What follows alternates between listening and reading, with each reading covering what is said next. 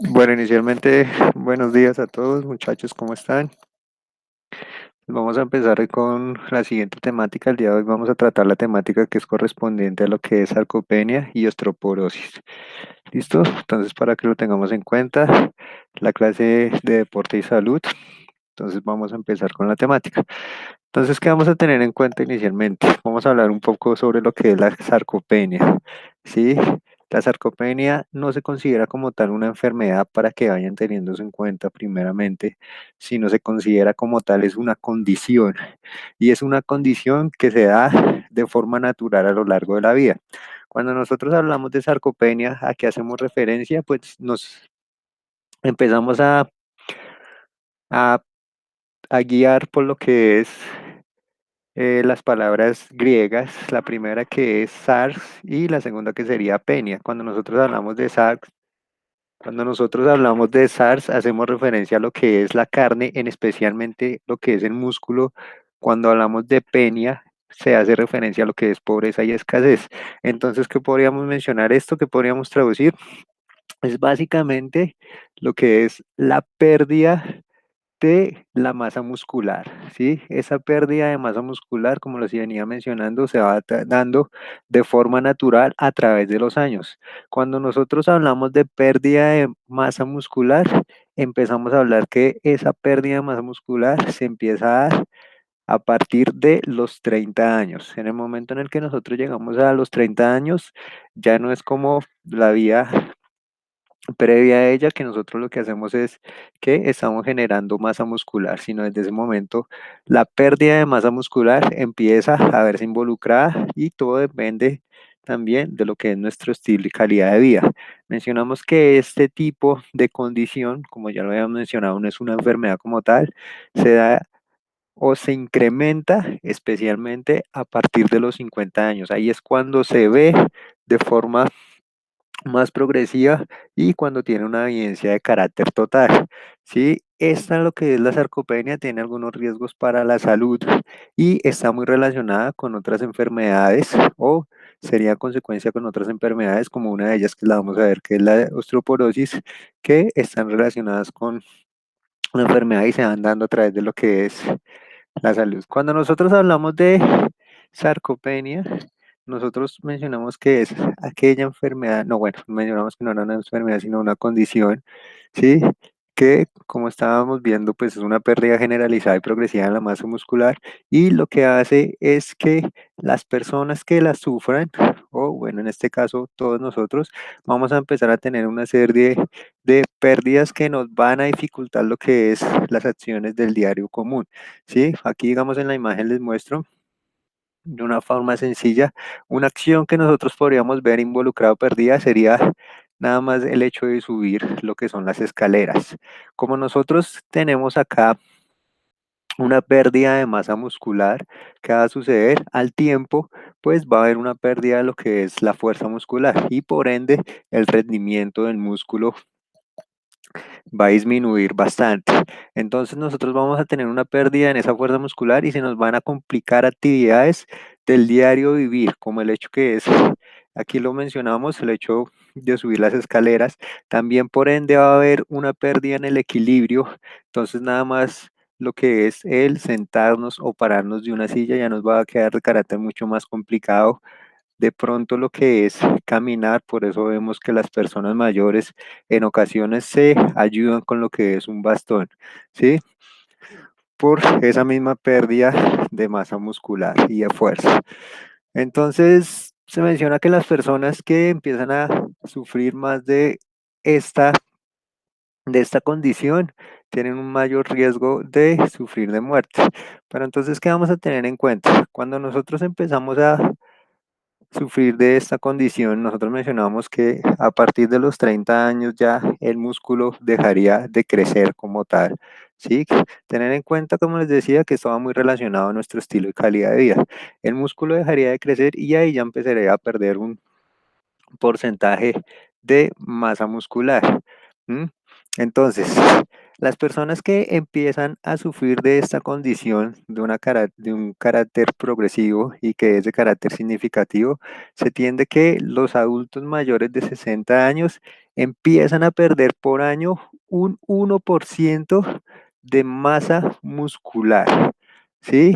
Y los adultos mayores ya de 70 u 80 años empiezan a perder un 2% de masa muscular. Entonces, para que lo vayamos teniendo en cuenta.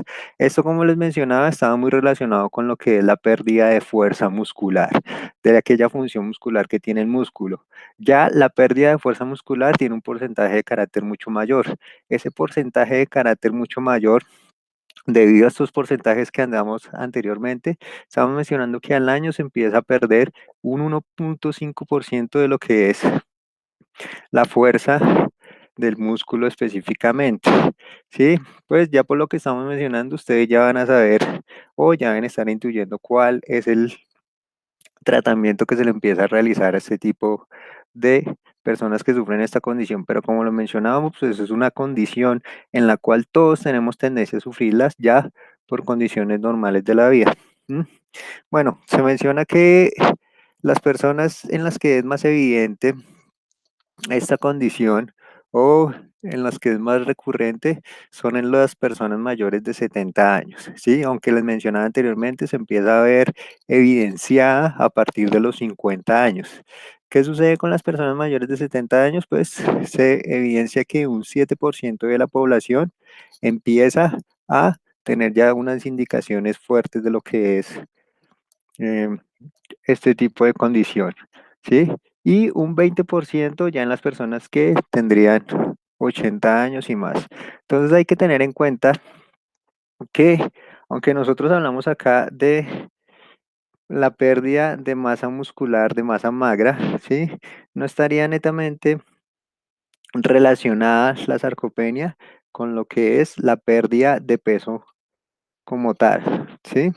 Ya que nosotros podemos ir perdiendo masa muscular al tiempo que nosotros vamos aumentando de grasa corporal. Eso sería también una indicación a tener en cuenta. Cuando nosotros hablamos de eso, empezamos también a padecer de algo que se conoce como sarcoobesidad, que aquí se los menciono en la diapositiva. Lo que es la sarcoobesidad, en este caso nosotros perdemos lo que es masa magra, pero vamos ganando lo que es grasa corporal, ¿sí?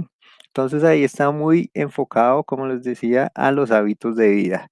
La dieta es un factor netamente fundamental y la realización del ejercicio para evitar este tipo de condición. ¿Qué sucede? ¿Cómo nosotros podemos saber en nuestro campo una persona que sufre de sarcopenia?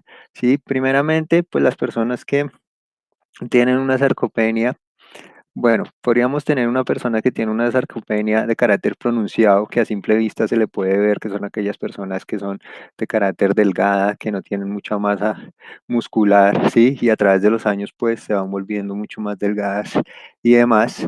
Pero aquellas personas que se ven de condición normal, estamos hablando de personas ya de lo que es, podríamos catalogarlas de la tercera edad, o bueno, llamémoslo de 50 años en adelante.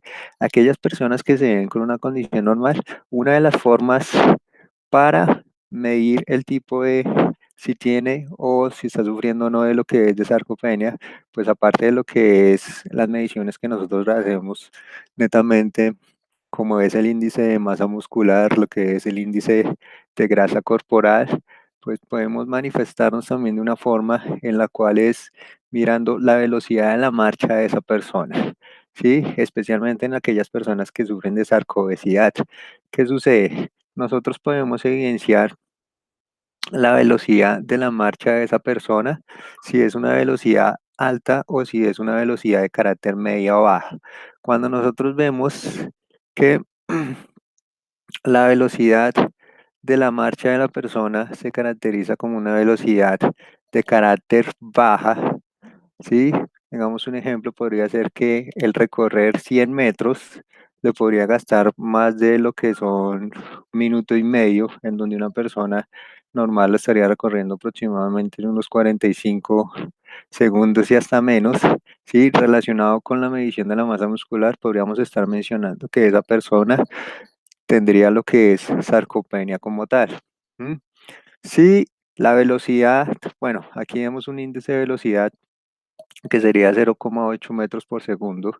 ¿Sí? Si la velocidad es normal y la medición de la masa muscular al igual sería de carácter normal, esa persona no estaría sufriendo de sarcopenia.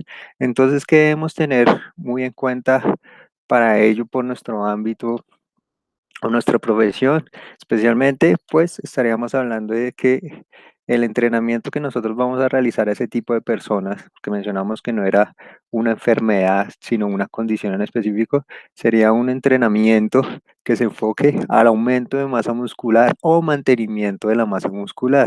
Entonces ahí estaría muy relacionado con lo que es el tipo de fuerza que nosotros vamos a trabajar especialmente.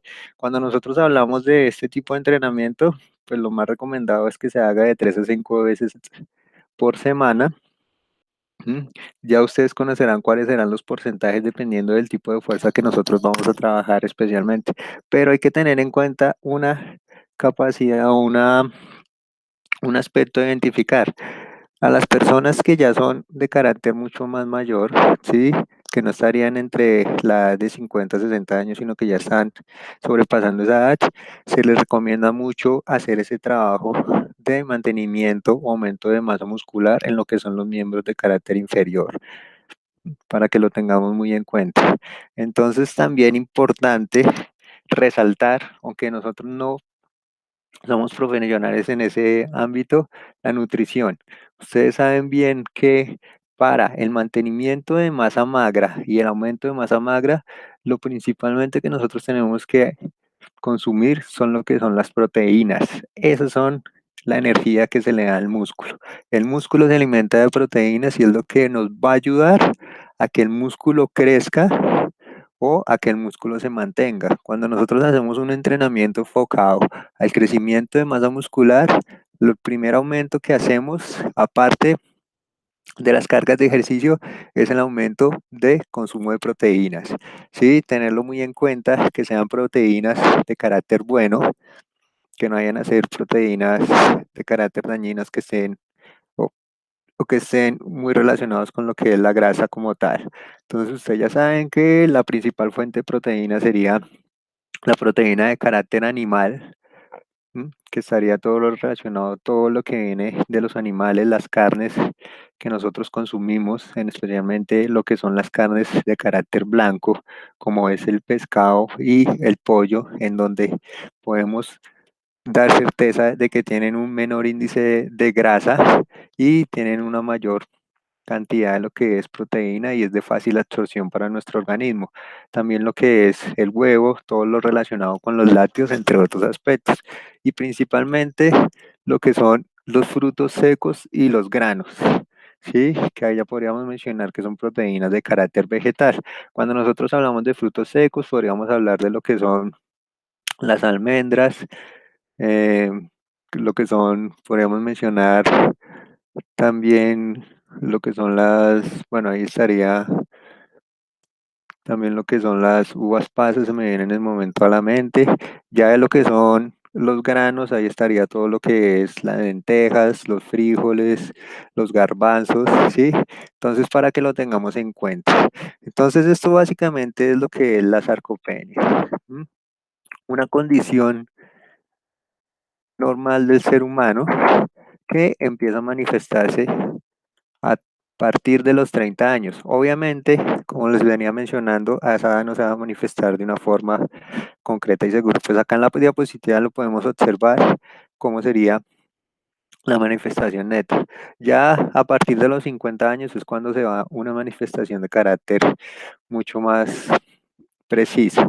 ¿Sí? Podemos chequear acá esta imagen, cuál sería, llamémoslo así, el tratamiento efectivo para ese tipo de condición. ¿Por qué razón estamos hablando de la sarcopenia? Porque esto tiene una correlación directa con la enfermedad que vamos a tratar hoy más específicamente, que va a ser la osteoporosis. Entonces, cuando nosotros hablamos de osteoporosis, primeramente tenemos que referirnos a lo que es el hueso, ¿sí? Que vamos a tener en cuenta principalmente que el hueso es un tejido dinámico. ¿A qué hace referencia que el hueso sea un tejido dinámico? Que está en una constante remodelación. ¿M? El hueso se está remodelando constantemente, ¿sí? Y se caracteriza porque tiene una cortical ósea. ¿Qué es esa cortical ósea? Esa cortical ósea es esto que le brinda la forma neta al hueso. ¿M? Entonces, para que lo vayamos teniendo en cuenta, el hueso es un tejido dinámico con una constante remodelación. El hueso está netamente en una constante remodelación. Esa remodelación se le conoce como remodelado óseo, el cual se manifiesta en lo que son tres pasos, ¿sí? Aquí lo podemos observar en la diapositiva. Esos tres pasos se conocen como fase de resorción, fase de formación y fase de mineralización. Si nosotros observamos acá en las diapositivas, nosotros podemos ver estos huecos de carácter óseo que se encuentran dentro del hueso. Estos huecos de carácter óseo pues nos ayudan a que dentro del hueso pues esté toda esa absorción de minerales, todo ese transporte de lo que se conoce como el- los componentes sanguíneos, entre otros, ¿sí? Entonces, para que ustedes ya vayan teniendo una idea mucho más clara de lo que es la osteoporosis, entre mayor sean los huecos óseos que se encuentran dentro del hueso o más amplios, pues mayor va a ser la debilidad que va a tener el hueso como tal, ¿sí? Entre menor sea, como lo observamos acá en este primer dibujito, entonces ahí el hueso va a ser mucho más fuerte. Entonces ahí empezaría ya lo que es la debilidad de forma ósea. Entonces, ¿qué sucede? Tenemos estas tres fases como lo estábamos mencionando anteriormente. La fase de resorción, la fase de formación y la fase de mineralización. Cuando nosotros empezamos con la fase de resorción, ¿qué pasa allí? Empiezan a actuar lo que son estas células que se conocen como los osteoclastos. ¿Y qué hacen estas células de osteoclastos? Prácticamente lo que hacen ellas es destruir el hueso, ¿sí? Lo que hacen ellas es dañar el hueso, por así mencionarlo. ¿Para qué? Para que empiecen a actuar lo que son las siguientes enzimas que se mencionan acá, ¿sí? La fosfatasa y la fosfatasa ácida y el hidroxiprolinora urinaria. Qué pena ahí por la pronunciación. Entonces esa sería la primera fase de este remodelado óseo que nosotros vamos a tener. Una destrucción, una autodestrucción neta del hueso. Nosotros la estamos viviendo en cada momento. ¿Sí? Tenemos la segunda fase que sería la fase de formación. Entonces, muy changos, ¿qué pasa con la fase de formación? En la fase de formación, pues ahí ya empiezan a interactuar las células que se conocen como los osteoblastos, ¿sí? Para que lo vayamos teniendo en cuenta. Y ahí lo que hacen como tal es empezar a formar nuevamente ese hueso. ¿Qué es lo que sucede en estas dos primeras fases? Que ahí, pues el hueso con esa regeneración o ese remodelado óseo que se está realizando, entonces empieza a, llamémoslo así, a reparar esas partes que se tenían como tal dañadas. Sí, es como ese nuevo regenero y ese nuevo crecimiento que se está realizando. Entonces ahí ya se empieza a hacer esa formación y esa remodelación como tal, ¿sí? Y la enzima que actúa netamente sería la fosfatasa alcalina. Y por último tenemos la fase de mineralización, en donde ya actúan lo que son los osteocitos. ¿Qué sucede en el momento en el que ocurre esa fase de mineralización? Ya se destruyó el hueso, se volvió a formar y en este momento que hace la mineralización es cuando, llamémoslo así, se compacta el hueso como tal. Entonces vienen todos esos aquellos minerales para hacer una composición y una compactación neta del hueso, que es lo que podemos observar en este primer dibujo, ¿sí? Ahí estarían o tendrían un papel fundamental lo que son las vitaminas D, la CA y la P. Entonces, esos son los tres fases por las cuales pasa nuestro hueso a cada instante, ese proceso de remodelado óseo, para que lo tengamos en cuenta. Aquí ya hablamos netamente, bueno, ya después de esa explicación, hablamos netamente de lo que es la osteoporosis. ¿Qué es la osteoporosis? Acá lo podemos observar en esta imagen, ¿sí? Aquí podemos ver el hueso en una cavidad normal, y este es el hueso de nuestra osteoporosis. Como les estaba mencionando anteriormente, esas cavidades óseas o esos huecos óseos, como los desean llamar ustedes, entre más grandes sean, significa que el hueso está más débil. Entre menor sea, va a hacer correlación a que el hueso se encuentra fuerte. Entonces, la osteoporosis básicamente es una disminución de la masa ósea. ¿Mm? ¿Qué sucede en esa disminución de la masa ósea? Como lo estábamos mencionando y como se menciona acá en la diapositiva, el hueso se va a volver mucho más poroso y aumenta el tamaño y las cavidades de las celdillas que existen en su interior, que es lo que se está viendo acá y lo que les mencioné en la diapositiva anterior, haciendo que sean más frágiles, ¿m? Y no sean resistentes a los golpes y se pueden romper con una mayor fragilidad. Entonces, para que lo tengamos ahí en cuenta, ¿sí? Van a haber 3 puntos específicos que vamos a tener en cuenta para detectar lo que es eh, la osteoporosis, ¿sí? Bueno, aquí en esta diapositiva nuevamente les muestro para que vean el huesito con las cavidades óseas. Sí, pero eso ya les voy a mostrar los 3 puntos en las diapositivas más adelante. Se tiene en cuenta que lo que es la osteoporosis es una enfermedad de carácter degenerativa y como enfermedades que vimos anteriormente, como ejemplo lo que es la EPOC, también es una enfermedad crónica. ¿Por qué razón? Porque se mantiene a lo largo de la vida. ¿Mm?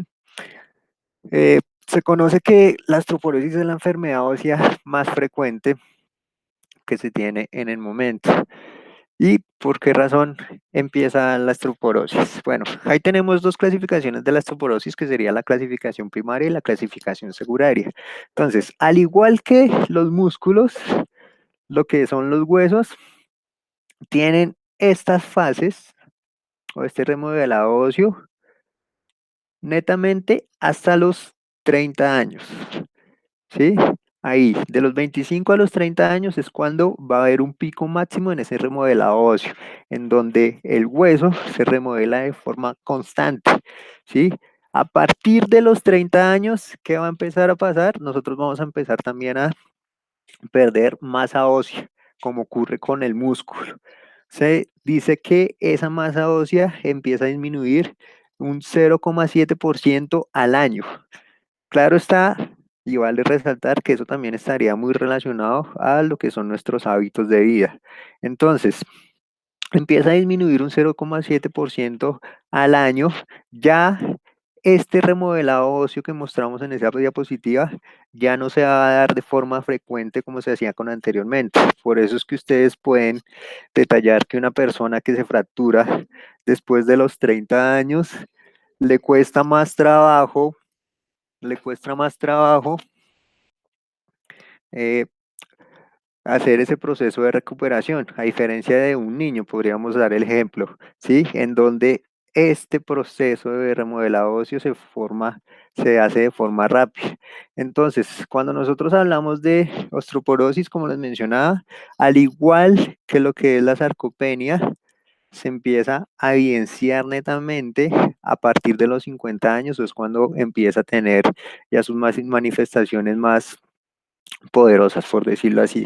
Les mencionaba que se clasifican en dos. La primera que se conoce como la primaria y la otra que sería la secundaria. Cuando nosotros hablamos de la osteoporosis primaria, hacemos referencia a que es esa osteoporosis que se da de forma natural, con este proceso que se menciona acá, con esta masa o esta disminución de masa ósea a partir de los 30 años. Esa sería la osteoporosis de carácter primaria.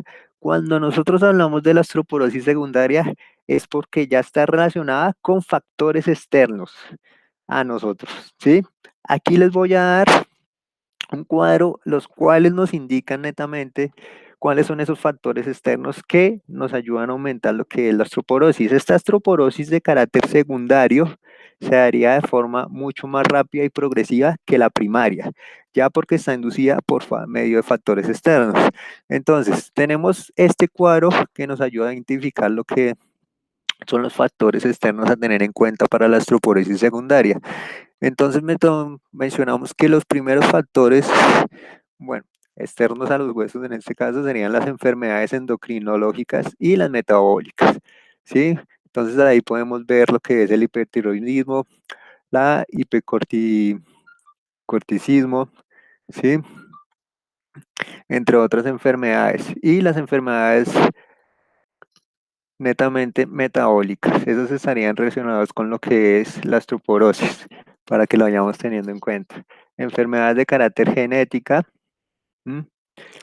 Importante lo que son las enfermedades reumatológicas, como son la artritis reumatoide, la espondilitis anquilosante, el lupus, que ya habíamos visto un poco referente a ello. Lo que son los consumos de los fármacos en especialmente lo que son los corticoides, ayudan muchísimo a que la osteoporosis se dé como tal, ¿sí? Entonces, tener en cuenta lo que son los anticonvulsivos, antiestrógenos, los ciclosporina, entre otros. ¿Mm? Importante también, muy importante lo que son, bueno, otros tipos de enfermedades como son las enfermedades que vimos anteriormente, que serían las EPOC, qué pena, enfermedades pulmonares crónicas, la insuficiencia renal y como se venía mencionando, lo que es el estilo de vida, el alcoholismo, lo que es el cigarrillo, que ya lo hemos visto anteriormente, y tener una vida de carácter sedentario. Entonces, eso aumentaría el hecho de sufrir de osteoporosis secundaria. ¿Sí?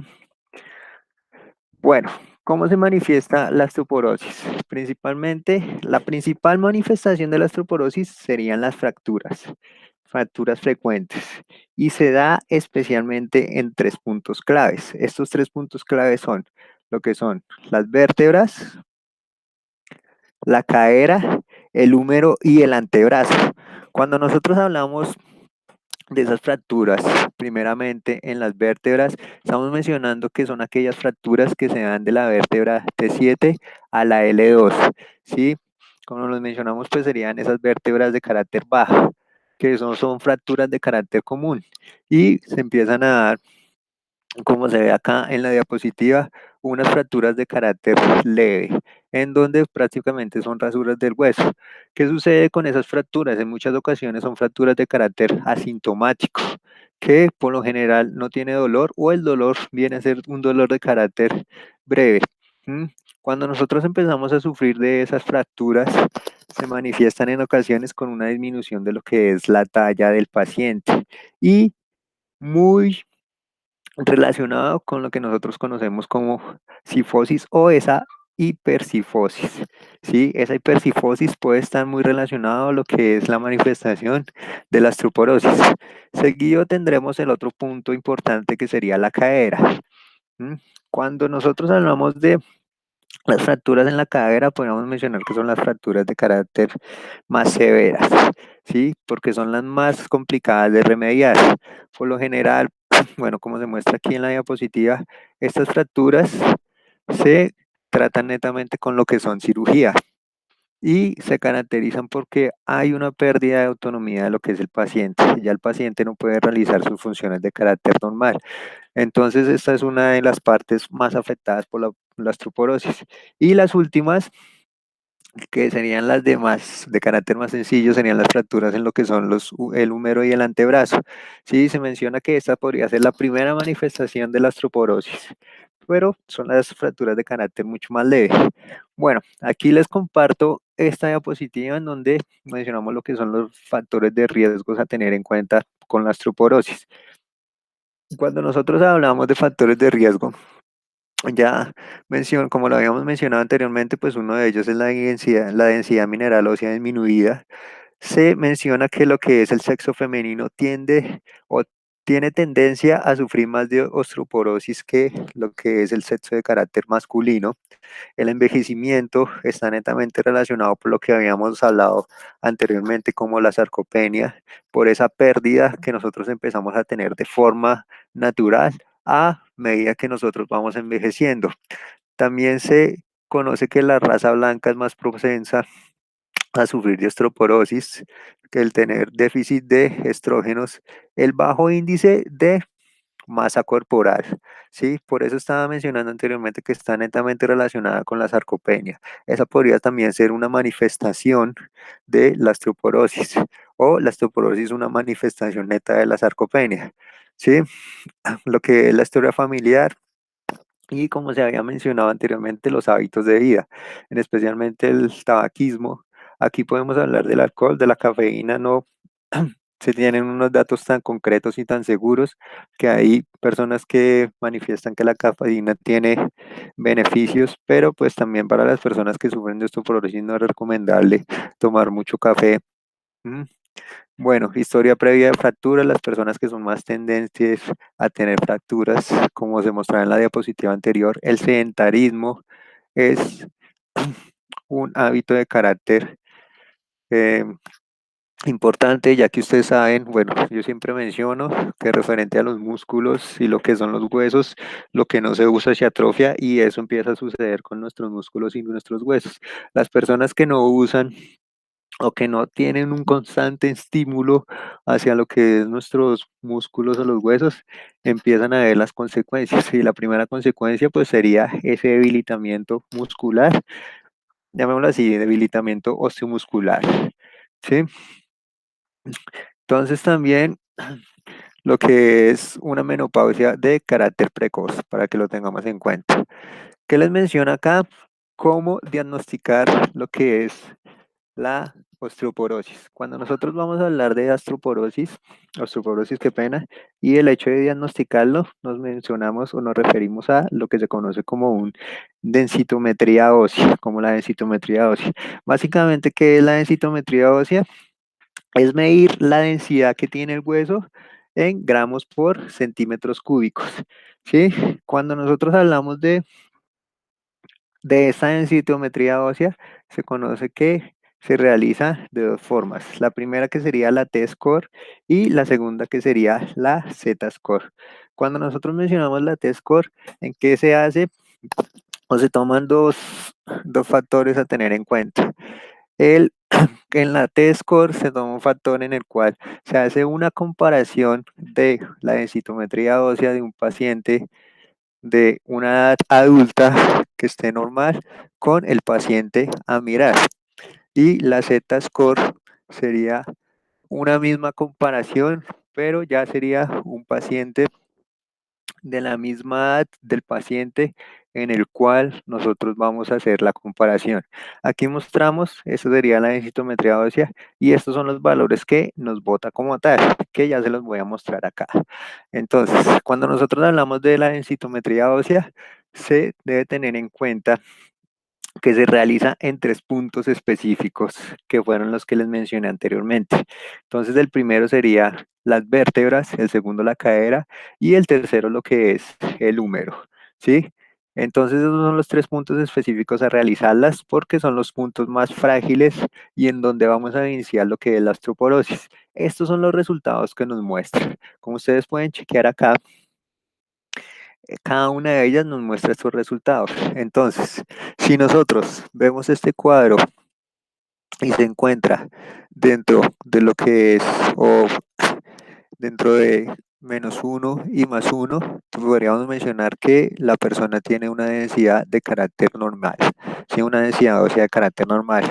Ya, si este cuadro empieza a sobrepasar esos niveles, la persona ya podríamos mencionar que sufriría una densidad ósea baja, que se conoce como osteopenia, que podríamos decir que es un paso previo a lo que es la osteoporosis. Ya cuando este cuadro de color rojo es alto, digamos, podríamos verlo en este ejemplo de acá, ya es alto y supera lo que son los -4, Digamos acá ya podemos ver que está en -5. Entonces ahí ya mencionamos que el paciente como tal ya está sufriendo de osteoporosis, ¿sí? Por esa densidad ósea que tiene el paciente, falta de densidad. Entonces para que lo tengamos ahí en cuenta.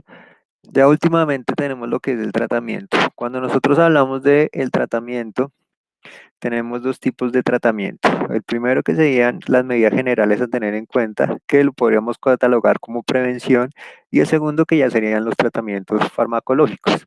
Cuando nosotros hablamos del primer tratamiento, que es la prevención, pues sería combatir esos factores de riesgo que habíamos hablado anteriormente, que es el hecho de dejar de fumar, dejar de beber alcohol, incrementar el ejercicio, especialmente lo que es el ejercicio de carácter de fuerza, el ejercicio muscular, como también se habla de la sarcopenia, ¿m?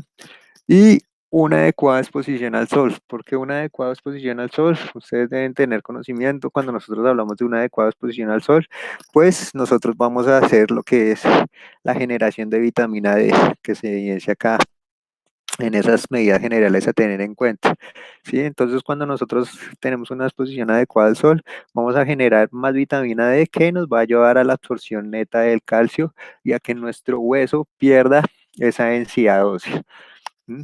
También se habla de la prevención de caídas, especialmente en las personas ya de tercera edad.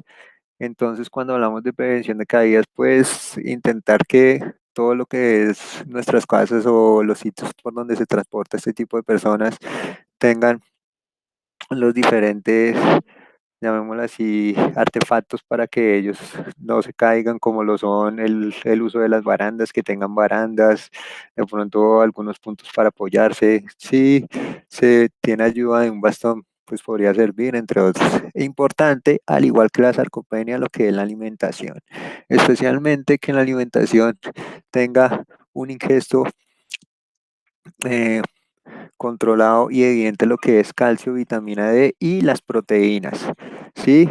Entonces, bueno, mencionábamos que este es un punto en el que no es de nuestra especialidad, pero que debemos conocer muy bien en el ámbito del ejercicio, más específicamente en este tipo de enfermedades. Entonces, que las personas que para evitar que sufran de lo que es osteoporosis tengan dentro de su dieta diaria estos tres puntos específicos: el calcio, la vitamina D y la proteína, que ya mencionábamos donde la podemos encontrar. ¿Mm? Si no se llega o si la persona no tiene esa capacidad de absorción neta de estos, es recomendable ya el uso de lo que son suplementos. Vendríamos al segundo tratamiento, que serían los fármacos o los farmacológicos. Entonces, dentro de este tratamiento encontramos dos tipos de farmacológicos. Los primeros que se conocen como los antirresortivos y los segundos que se conocen como los osteofármacos. Cuando nosotros hablamos de los antirresortivos, encontramos tres. El primero, que es el bifosfonato, el segundo, que es el SERM, y el tercero, que se conoce como el denosumab. ¿Mm? Entonces, tener en cuenta que el bifosfonato, como se menciona, pues es un farmacológico que tiene doble función por su, por su indicio en bi, ¿sí?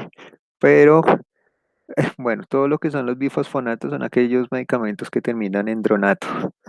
Entonces, para que lo vayamos teniendo en cuenta ahí en ese aspecto, ¿sí? Se menciona que el bifosfonato, que sería en el en el ser, qué pena, en el cual pues quiero hacer de pronto un poco de alusión acá. Son medicamentos que inicialmente se empezaron a tratar para lo que es el cáncer de mama y el cáncer de colon, ¿sí? Pero pues que en el momento se dieron cuenta que tenían una acción también positiva frente a lo que es la osteoporosis. Y como les mencionaba, tendremos otro tipo de medicamentos, que es el osteoformador, en el cual se encuentra netamente la teriparatida, qué pena ahí, que lo que hace es reforzar esa parte o esa estructura ósea. ¿Listo? Pues ya lo último sería una combinación neta de estos dos fármacos. Entonces, bueno, ya espero que les quede clara lo que es la explicación neta de la osteoporosis y la sarcopenia.